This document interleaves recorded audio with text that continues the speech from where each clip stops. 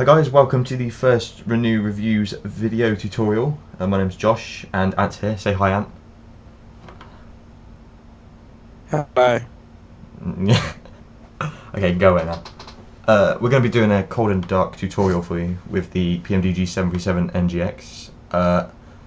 The checklists I use have been sourced from various places on the internet. None of them are official, as far as I know, but it's what I've collected and what others have told me is good, and as close as to real as possible.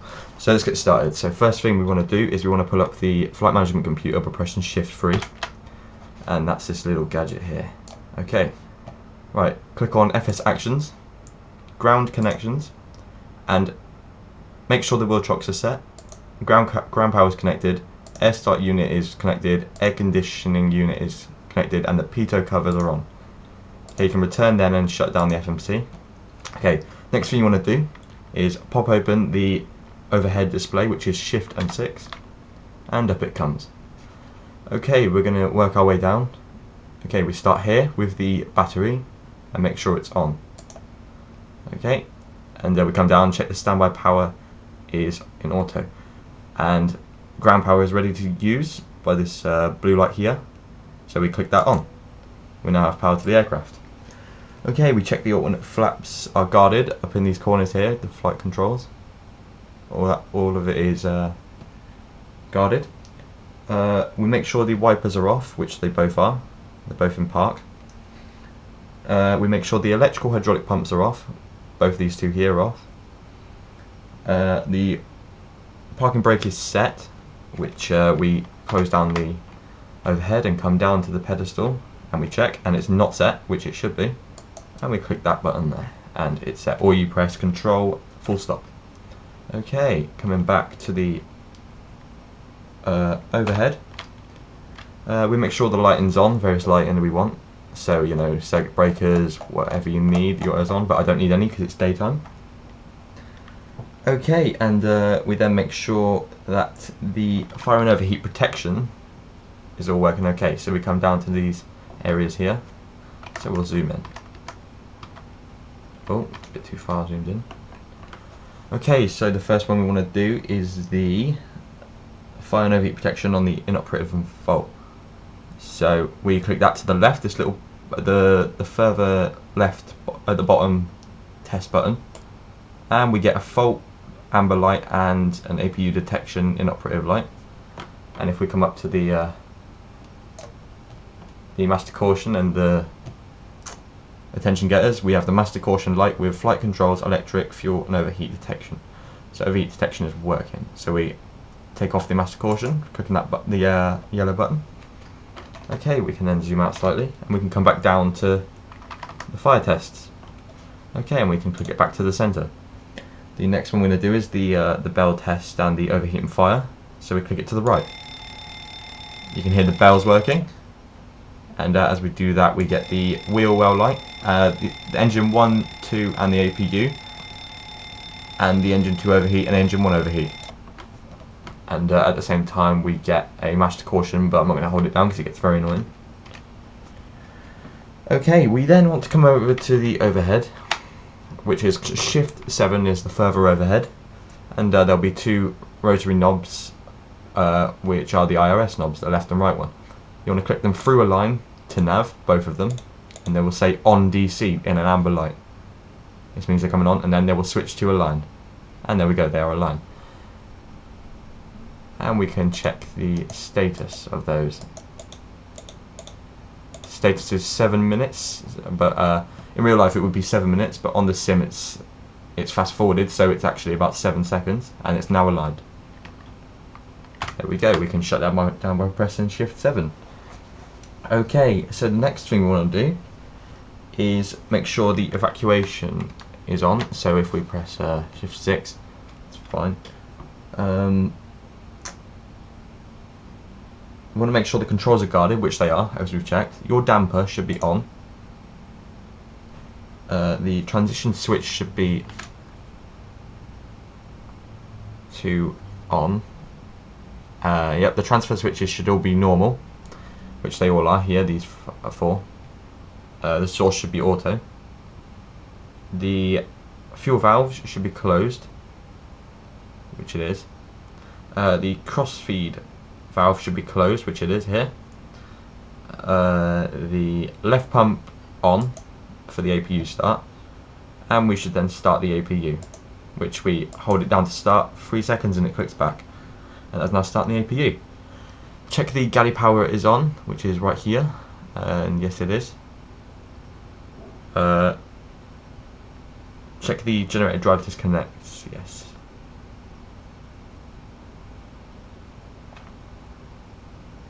Come up here, we got window heat.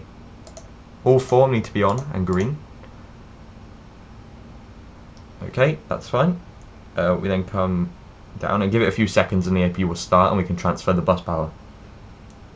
Okay, equipment call-in should be set to normal here. Emergency exit lights should be on, armed. Seatbelt signs on.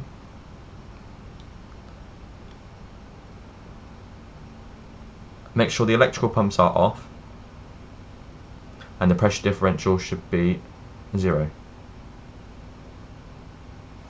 Which is over up here. And we should be checking the cabin altitude, and it shouldn't be climbing or descending at this moment, which is correct. The APU is now alive, as you can see from the 2 APU generator buses, and we can now transfer the loads onto the APU.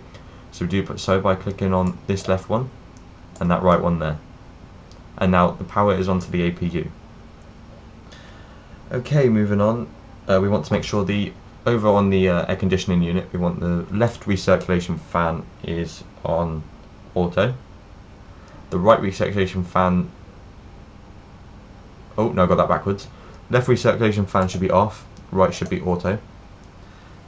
The isolation valve should be auto, left pack should be auto, and the right pack should be off. Recirculation fans should be on, sorry, on auto, both of them. Okay, APU bleed should be off for a minute. Okay, moving on. We can then put the engine bleeds on, which both are, and then the APU bleed can come on. Okay, and APU bleed is open. Okay. And we should then set the flight altitude and the landing altitude, which are these two, but considering we're not doing a flight, we don't need to. Pressurization should be auto here, which it is. Okay, and the position light should be set on, and it's on standby. There we go.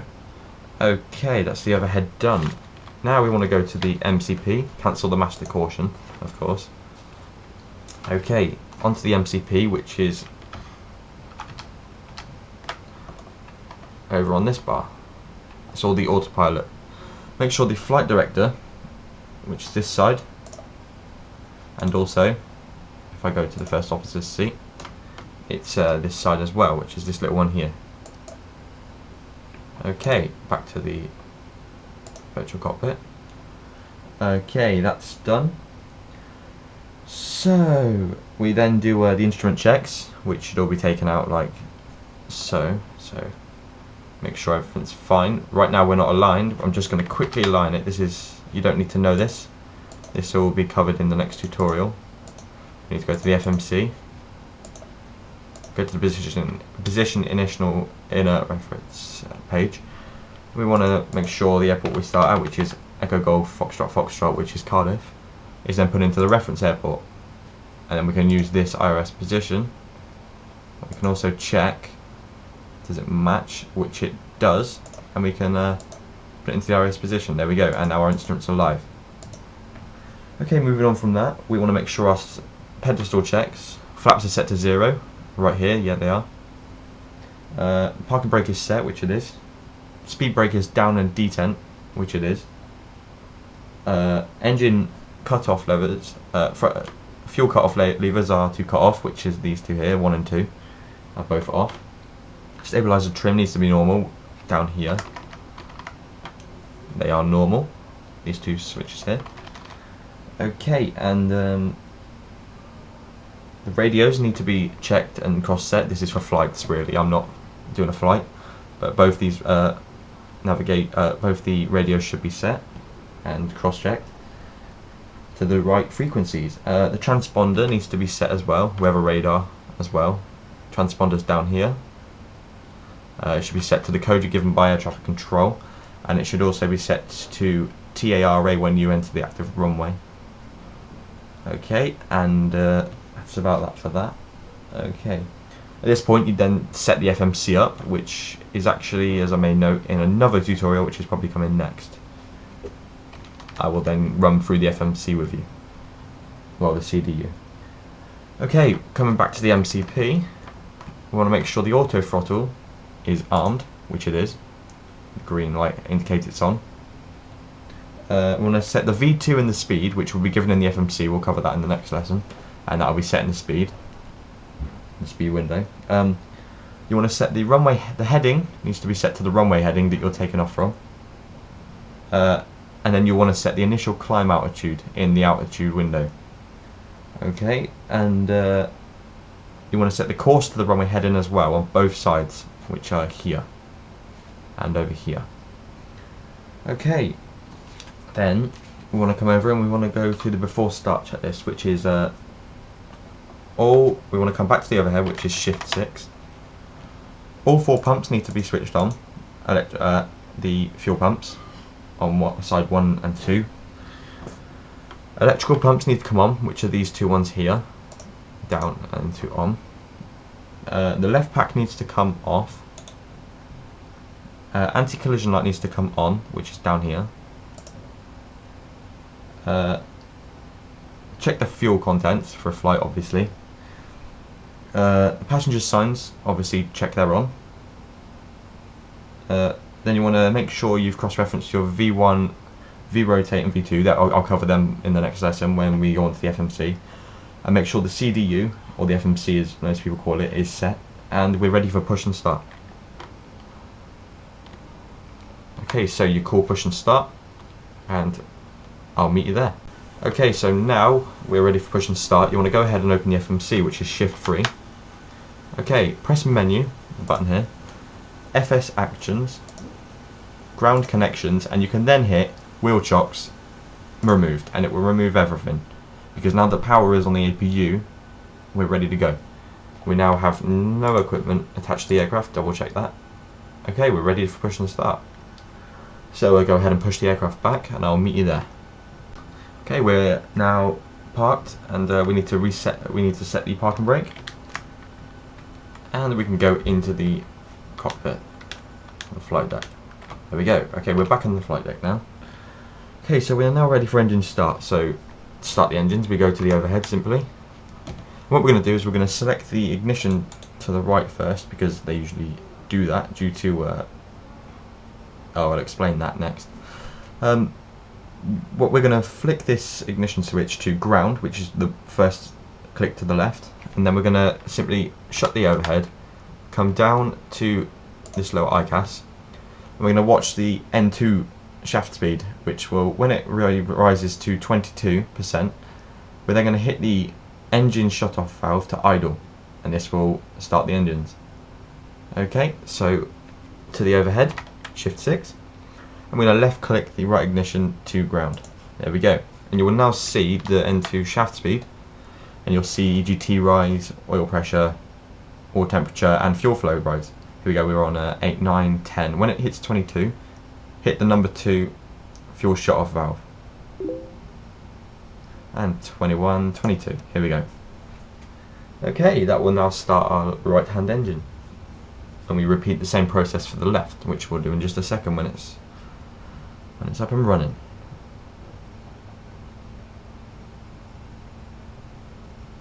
Okay, we can see our fuel flow is starting to rise. Oil quantities are set and checked, and they are within limits. Okay, oil temperatures are fine. And if we open this window, which is the upper ICAS, the upper ICAS, we can see low oil pressure warnings. This basically is normal. Don't worry about this. Our fuel flow, mine's very high because I haven't set up for a flight. Our EGT is rising, as you can see, which is the exhaust gas temperature. Okay, so all is good. So it's settled on 392, sorry. and our true air temperature is 15 degrees, as we can see in the top left corner. So we don't need to set our anti-ice because we're not below 10. Okay, so we're going to go back to the overhead, and you'll notice that it's clicked itself to off. We're going to leave that. That's normal. Now we're going to come over to the left one and repeat the same process. So ground down to the pedestal on the throttle quadrant, and we're going to watch the N2 shaft speed, which is here, to the left. When it hits 22%, we're going to set the fuel shut-off valve to idle. So 20, 21, 22, there we go. Okay, and we'll see a significant rise in that. Okay, so moving up here. Now that the engines are starting, once they're started, we can continue our checks.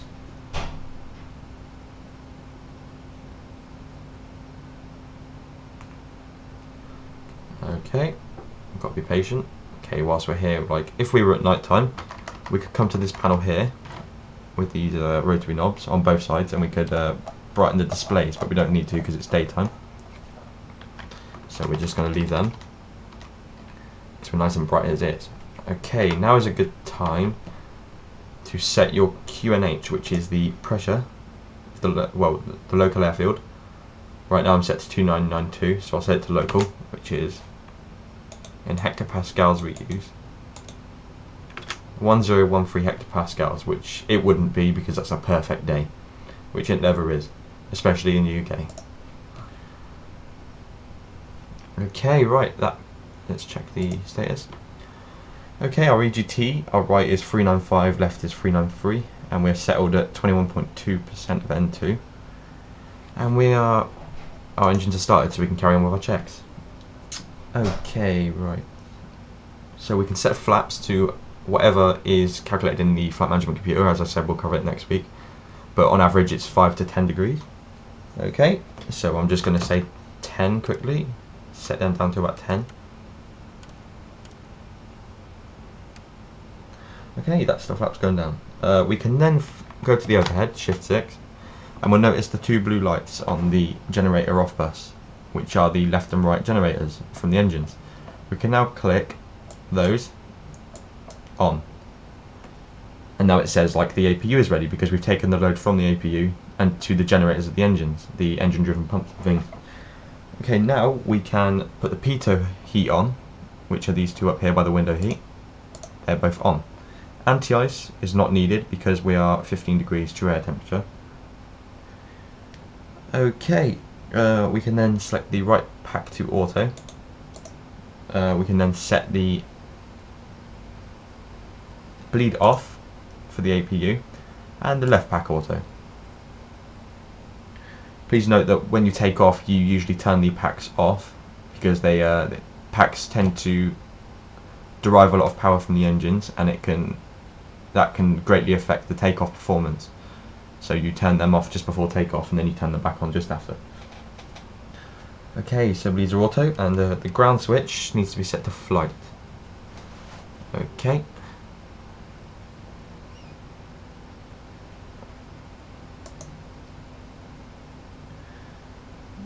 Okay, the APU can now be turned off, so we come down to the bottom next to the ignition, and we can then click it up to off. Okay, and then we just do a quick reference to see if there's any lights we don't need. Your damper's on, all the way down, fuel pumps are on, batteries, everything is looking fine. Okay, all looking good on the overhead. Okay, we now want to switch on our lights. So we want to switch on the logo light, the wing light, the wheel well light, taxi light. Okay, when we go onto the active runway, we usually switch from the standby position light to strobe and steady, which is down here. So we click it up, and we switch the landing lights on, and that's about it. Okay, so now closing the overhead. Next thing you want to do is set the auto brake, which is to RTO for rejected takeoff, and that's one down. Okay, and we want to do an oxygen test, so we come down to the oxygen panel here, and we left click this button and you can hear that noise, and that's the oxygen test. That's oxygen's working. Okay, we'll now perform the controls of 3.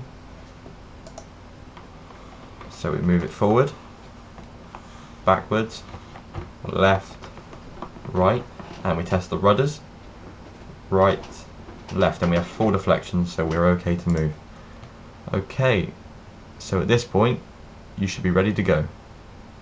And then the last thing to do is in the FMC, which I said we'll do later in the week, you want to set your trim units, which is this wheel here. You usually set it to whatever the FMC calculates to be due to performance and limitations on the aircraft. Okay, I'm not perfect, I'm not a real pilot, so I've made a few mistakes, I know that. But I hope you enjoyed today's tutorial. Don't forget to subscribe, and if you have any questions, please feel free to leave a comment or send us a message.